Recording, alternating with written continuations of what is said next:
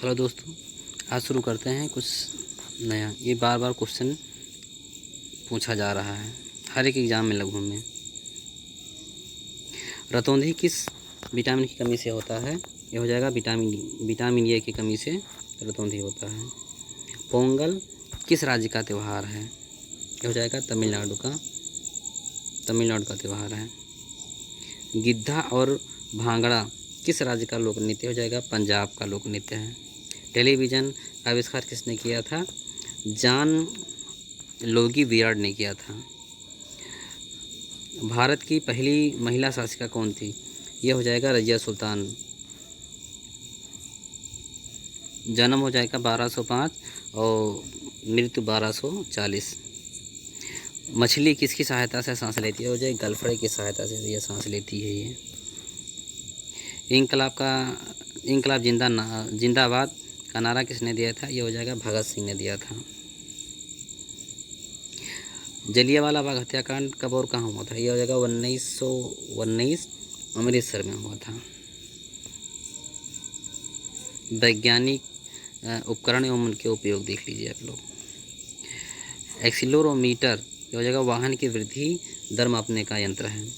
Anemometer यह हो जाएगा वायु की शक्ति और गति मापने का यंत्र है। एपिकाइस्कोप यह हो जाएगा अपारदर्शी चित्रों को पर्दे पर दिखाने का काम करती है। ये उपकरण है, काम करने वाला उपकरण है ये। एक्यूमुलेटर यह हो जाएगा विद्युत ऊर्जा को संचित करने का यंत्र है ये। एक्टिनोमीटर यह हो जाएगा सूर्य किरणों की तीव्रता का निर्धारण करने वाला यंत्र है ये।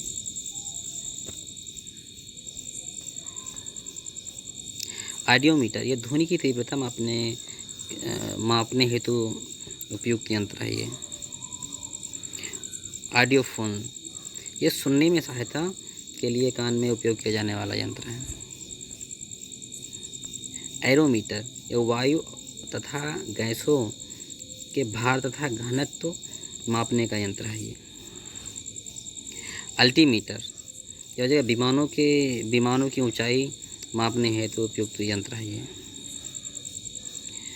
एमीटर ये विद्युत धारा को एम्पियर में मापने हेतु यंत्र है ये। ओरिस्कोप यह कान के आंतरिक भाग को निरीक्षण के लिए उपयुक्त यंत्र है। एवोमीटर जगह रेडियो में उत्पन्न दोष को पता लगाने वाला यंत्र है ये। बैरोग्राफ यह हो जाएगा वायुमंडल दाब में होने वाले परिवर्तन का ग्राफ अंकित करने वाला यंत्र है ये। बैरोमीटर यह वायुमंडलीय दाब मापने वाला यंत्र है ये देख लीजिए। बाइनोकुलर्स वस्तुओं की आवृद्धि कर दिखाने वाला यंत्र है। बोलोमीटर यह हो जाएगा ऊष्मीय विकिरण मापने का यंत्र है।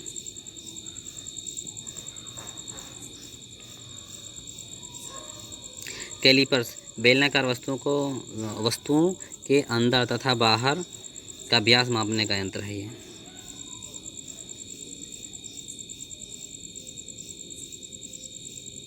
कंचनजंगा भारत के किस राज्य में स्थित है? हो जाएगा सिक्किम में स्थित है।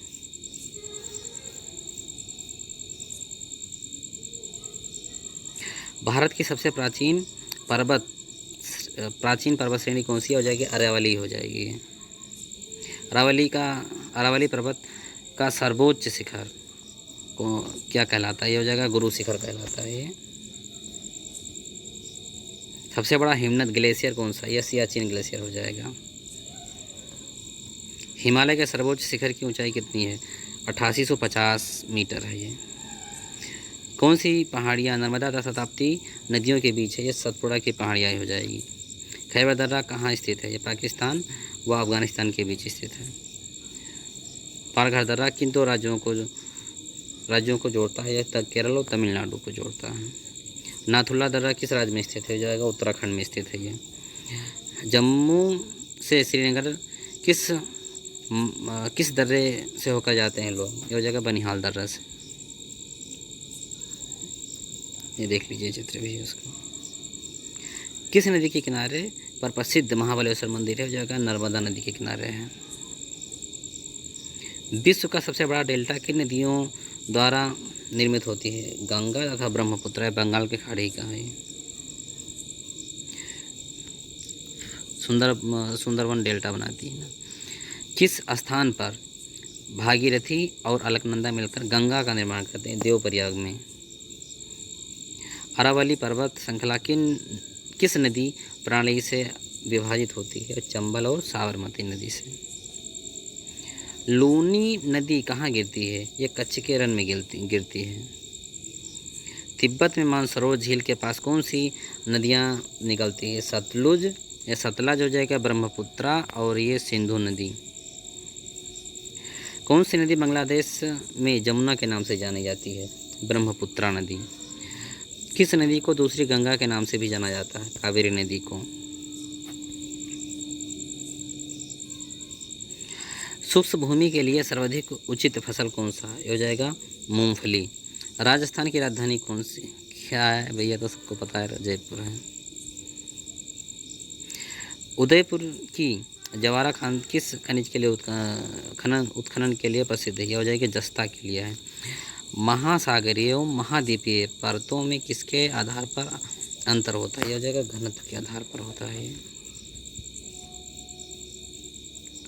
प्रायद्वीपीय भारत का कौन सा तट शीत ऋतु में अधिकतम वर्षा प्राप्त होती है? जो कोरोमंडल तट हो जाएगा ये। खनिज पदार्थों की दृष्टि से कौन सा भारतीय क्षेत्र अधिक समृद्ध है? ये छोटा नागपुर का पठार है। टिहरी बांध को किस नदी के नाम से किस नदी से जल प्राप्त होता है? जो भागीरथी नदी से प्राप्त होता है भी।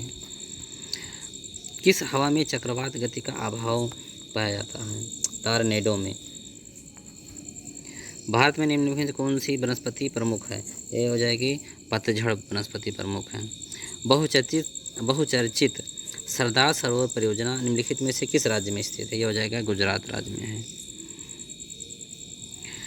भारत के पश्चिमी घाट पर्वतीय क्षेत्र में निम्न में से किस प्रकार की वनस्पति पाई जाती है? यह हो जाएगी सदाबहार वन की। भारत में जल विद्युत शक्ति के विकास में कौन सा राज्य अग्रणी है? यह हो जाएगा उत्तर प्रदेश।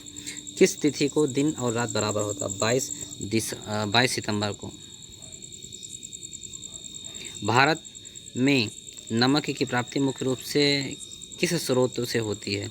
ये सागरीय जल से होती है। चट्टानी नमक की परतें, झील एवं मृदा जल से। किस नदी को बृहद गंगा के नाम से जाना जाता है? गोदावरी नदी को। कौन सी नदी अपने मार्ग बदलने के लिए प्रसिद्ध है? हो जाएगी कोसी नदी। कौन सी नदी कपिल जलधारा प्रपात का निर्माण करती है? हो जाएगी नर्मदा नदी। कौन सी नदी उड़ीसा का शोक कहा जाती है? ब्रह्मणी नदी है, ये हो जाएगी उड़ीसा का शोक कहा जाता है। बैनगंगा और पैनगंगा की सहायक नदी हो जाएगी गोदावरी नदी की है। किस नदी पर सबसे लंबा सड़क पुल बना है? यह गंगा नदी पर बना है। कौन सी नदी विश्व का सबसे बड़ा नदी द्वीप माजुली बनाती है? हो जाएगी ब्रह्मपुत्रा नदी ये बनाती है। ये नर्मदा नदी का अधिकांश भाग भारत के किस राज्य में बहता है? ये हो जाएगा मध्य प्रदेश में। कौन सी नदी रिफ्ट घाटी से होकर बहती है? ये हो जाएगी ताप्ती नदी। कौन सी नदी पर भारत व पाकिस्तान का जल समझौता है? सिंधु नदी पर। सिंधु समझौते के अनुसार भारत सिंधु के कितने प्रतिशत जल का प्रयोग करता है? 20%। कौन सी नदी भारत के केवल जम्मू का राज्य से होकर बहती है? सिंधु नदी। पंचगंगा तथा दूधगंगा किसकी सहायक नदी है? ये हो जाएगी कृष्णा नदी की। दामोदर नदी कहाँ निकलती है? छोटा नागपुर के पठार से। किस प्रकार की मिट्टी के लिए न्यूनतम उर्वरक की आवश्यकता होती है? यह हो जाएगी जलोढ़ मिट्टी के लिए।